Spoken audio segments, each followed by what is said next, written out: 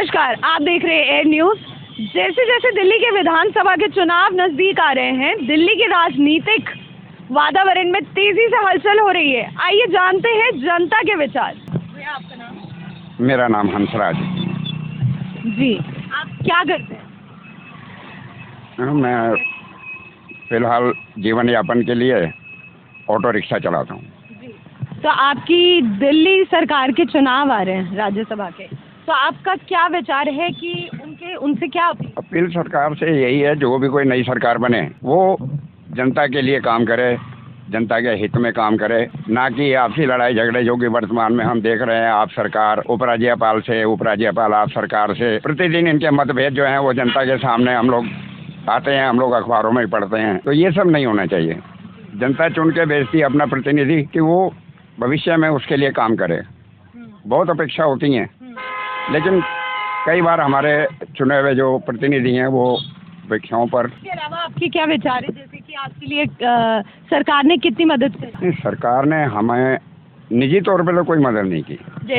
जैसे कि एक घटना है मेरे जीवन की। पिछले साल 10 मई को इग्नू रोड पर पर्यावरण कॉम्प्लेक्स में सन रियल एस्टेट नाम के एक प्रॉपर्टी डीलर हैं, उनके यहाँ मेरा बेटा धनराज उर्फ विक्की फ्लैक्स बोर्ड लगाने गया था। उनकी छत के ऊपर बहुत कम हाइट पर हाई टेंशन वायर गुजर रही थी, तो वो बोर्ड हाई टेंशन वायर की चपेट में आने से मेरा बेटा जो है आज दुनिया में नहीं है।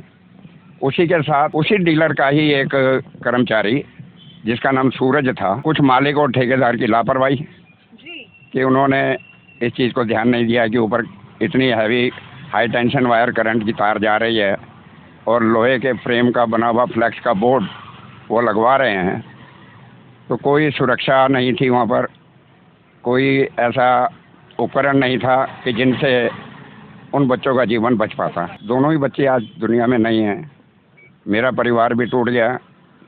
वही लड़का मेरे घर का पूरा खर्चा उठाता था, अपनी माँ की दवाइयाँ हैं, मेरी देखभाल है, मकान का किराया है, सभी कुछ वही उठाता था। लेकिन आज 1.5 वर्ष से मैं दोबारा, मेरे कंधों पे पूरे परिवार का वजन आ गया। आज मेरी 68 साल की उम्र है। पिछले कई वर्षों से मैंने अपने विधायक के यहाँ पेंशन के लिए अप्लाई किया था। आज 6 साल से अभी तक कोई सुनवाई नहीं हुई। सरकार से यही अपील है कि अगर हमारी आवाज़ वहाँ तक पहुँचती है तो हमारे आने वाले दिनों में के लिए कुछ ऐसा साधन कर दें कि मैं और मेरी पत्नी दोनों आराम से अपना जीवन व्यतीत कर लें। बेरोजगारी भी बढ़ती जा रही है, इसको साथ देखते जाएं तो आप उसके लिए क्या कहना चाहते हैं आजकल के युवाओं? हाँ, युवाओं के लिए यही है कि पढ़ाई लिखाई के बाद हर युवा चाहता है कि सरकारी नौकरी मिले, लेकिन बहुत कम युवा हैं जो प्राइवेट सेक्टर की तरफ अग्रसर होते हैं। लेकिन वहाँ भी इतना कंपटीशन है कि हर युवा की इच्छा पूरी नहीं हो पाती। सरकार को इस बारे में भी सोचना चाहिए।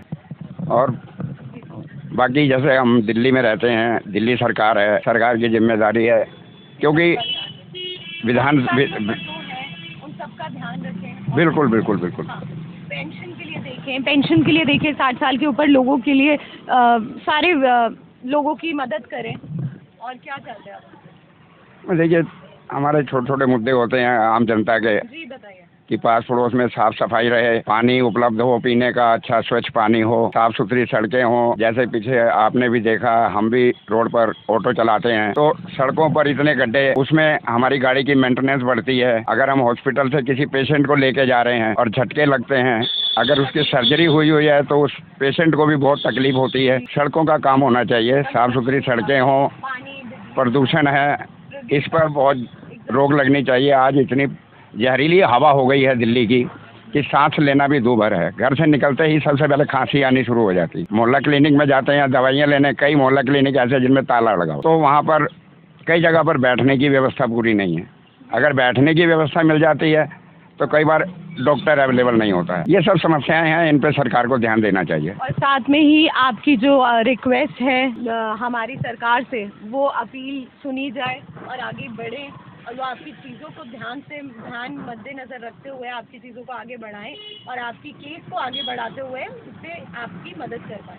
जी जी बिल्कुल जी, होना तो ऐसे ही चाहिए जी। हाँ जी। जी तो सरकार आपकी चीज़ों पे मद्देनज़र रखते हुए आपकी चीज़ों को ध्यान दे और आपकी मदद कर पाए। और किस किस सरकार से आपसे आपकी मदद किस किस लोगों तक आप पहुँच पाए? हमने अपने विधायक से बात की थी। हाँ, तो उन लोगों ने मदद नहीं करी? नहीं, उन्होंने केवल जिस समय हमारी एफआईआर दर्ज नहीं हो रही थी, नेपसराय थाना और महरौली थाने के बीच में कशमकश चल रही थी कि ये किस थाने के क्षेत्र के अंतर्गत वो जो प्रॉपर्टी डीलर है, जी। सन रियल एस्टेट का मालिक, उनकी जो वो प्रॉपर्टी है जिस पर ये बोर्ड लग रहा था, वो किसके थाने के अंतर्गत आती है। इसी कशमकश में ही इन्होंने 3-4 दिन निकाल दिए।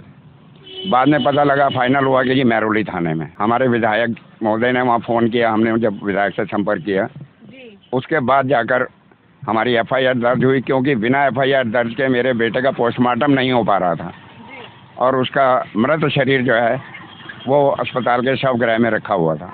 इन चीज़ों से आप सरकार से मदद लेना चाहते हैं, आप 60 साल के ऊपर से हैं, आपको टेंशन लगनी चाहिए और आपको और क्या अपील करना चाहेंगे इसके अलावा? तो यही अपील करना चाहूँगा कि आपके पास एक घर हो और कोई कारोबार हो, हाँ, उसमें आपको एक मदद मिले। ताकि मैं और मेरा परिवार जो है आराम से दो चैन से अपना जीवन व्यतीत कर सकें। एक छोटी सी छत हो जाए या जीवन यापन के लिए कोई ऐसा साधन हो जाए, भाई यही अपील है मेरी सरकार से। क्या नाम है आपका? खुशी नाम है मेरा। खुशी, आप कहाँ रहते हैं? अभी मैं दिल्ली में रह रही हूँ, लेकिन ओरिजिनली मैं कोटा से हूँ। ओके, सो एग्जैक्टली आप क्या करते हो? अभी मैं मैं अभी दिल्ली यूनिवर्सिटी में स्टूडेंट हूँ। बीएससी फिजिक्स ऑनर्स में अभी परस्यू कर रही हूँ एंड क्वाइट अच्छा लग रहा है यहाँ पे experience. That's good. So family के साथ हो आप? नहीं, I am living alone. Okay, what your parents do? Parents, my mom she is a housewife और पापा बिजनेसमैन। ठीक है, डैड क्या करते हैं? He is an ayurvedic business में वर्क्स इन अ कंपनी। तो what do you want to become? एक lecturer, professor. So that's why आप यहाँ पे दिल्ली में पढ़ने आए हैं। जी। ठीक है। तो आपको पता होगा दिल्ली चुनाव आने वाले हैं 2025 में। आपको यहाँ पर क्या क्या चीज़ें देखने को मिली हैं? अभी हाल ही फिलहाल में आपने क्या क्या डिफरेंसेस देखे हैं कि यहाँ पर अभी एयर क्वालिटी को लेकर बड़ी चर्चाएं हो रही हैं, है ना, बहुत सारी बातें चल रही हैं। आप क्या उस बारे में? एक्चुअली हम अभी भी देख सकते हैं, जब हम बाहर आए और दिन में 4 बज रहे हैं, उसके बाद भी इतना सारा फॉग है, इतना सारा स्मोक होता है, तो ऑब्वियसली ऐसी जगह से आना जहाँ पे इट इज़ वेरी क्लीन और बहुत प्योर, बहुत ज़्यादा एक्चुअली स्ट्रेस वाली बात है। एंड यहाँ पे अभी मैं हूँ और मेरे फ्रेंड्स जब से आए हैं, वी हैव बीन, हमारी आंखें जल रही हैं काफ़ी ज़्यादा एंड सांस लेने में दिक्कत है, तो दैट इज़ ऑब्वियसली बहुत स्ट्रेस वाला इशू है थोड़ा। 2025 में चुनाव आएंगे, तो आप उन लोगों से क्या अपील करना चाहेंगे कि आपको क्या चेंजेस चाहिए आपके सराउंडिंग में? एक्चुअली स्टूडेंट या बिकॉज क्या चाहते हैं? जस्ट दिल्ली में ही नहीं हूँ, actually overall in the country, उसमें सबसे ज़्यादा यही देखा जाता है कि वुमेन सेफ्टी, पोल्यूशन और बाकी देखा जाए तो द हाई रेट्स, जो महंगाई हो रही है हर चीज़ को लेकर। सो वही चाहूँगी कि सबसे पहले तो दिल्ली इनफेमस है पूरे वर्ल्ड में वुमेन सेफ्टी को लेकर, तो मुझे यही चाहिए कि पर्सनल एक्सपीरियंस से भी मैं कहूँगी कि सेफ़ नहीं है, स्पेशली रात को जब मैं बाहर निकलती हूँ। जैसे कि कौन मेट्रो स्टेशन पे इतने सारे कैमरा होने के बावजूद लोग फॉलो करना और ये सब बहुत ही कॉमन है एक्चुअली आजकल।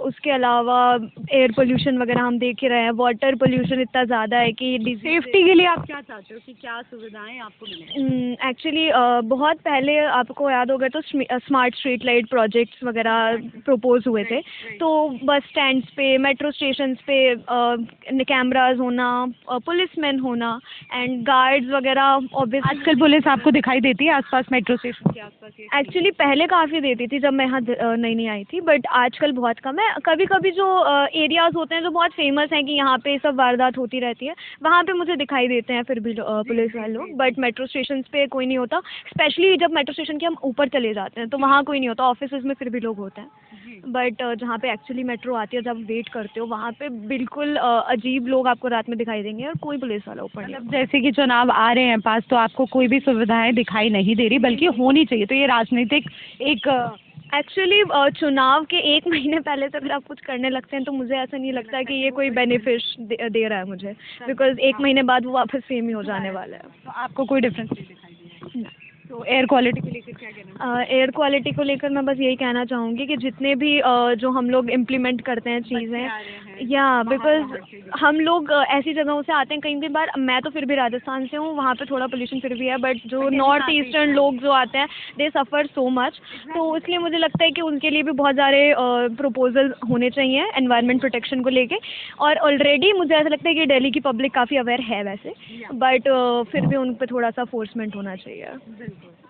और अगर आप चाहते हो यहाँ पर थोड़ी सी क्लीननेस लग रही है, अगर पहले आप जिस टाइम पे आए थे उस टाइम पे आपको कौन सी सरकार ने फिर भी मदद करी थी और आपको चेंजेस दिखे थे? एक्चुअली जब मैं यहाँ आई थी तो सबसे पहले तो आई गेस आम आदमी की ही सरकार थी उस समय पे, तो मुझे लगता था कि ट्रांसपोर्टेशन और उसमें काफ़ी हेल्प थी, और लड़कियों के लिए बसेस थी, या पिंक बसेस थी, पिंक कॉर्ड एग्जैक्टली। और बट मैं आजकल देख रही हूँ कि भीड़ भी बहुत ज़्यादा होती है, रश, और बहुत ज़्यादा लड़ाइयाँ भी होने लगी हैं। बिल्कुल। ट्रैफिक को लेकर क्या कहना चाहिए? बस यही है कि अगर आप लोग गाड़ी चला रहे हैं प्लीज़ देख के क्रॉसिंग पे, ज़ेब्रा क्रॉसिंग पे एटलीस्ट रोक दिया कीजिए। रूल्स को कोई फॉलो नहीं करता? No, specially no, because red light होती है तो यू शुड सी कि आपको रुकना है, बिकॉज वी नीड टू पास। और कॉलेजेस में क्या होता है एक्चुअली, रश काफ़ी आता है सुबह के 8 बजे, हमारी क्लासेस है तो बच्चे एक साथ निकलते हैं, 5 बजे वापस आते हुए एक साथ निकलते हैं, तो मुझे लगता है थोड़ा सा ट्रैफिक पुलिस तो अगेन होती नहीं है। सो और गर्ल्स के लिए कोई मैसेज अपने युवाओं के लिए जो साथ में आपके पढ़ रहे हैं या जो आगे आएंगे दिल्ली के अंदर, उनके लिए क्या ओके मैसेज देना चाहते हैं? बस मैं यही कहूँगी कि अगर आपको कभी भी कुछ भी अपने साथ गलत होता हुआ लगता है या आपको आसपास भी कहीं गलत होता हुआ लगता है तो प्लीज़ उसके बारे में बोला कीजिए, क्योंकि चुप रहने से हमारी खुद की और किसी और की मदद नहीं हो सकती।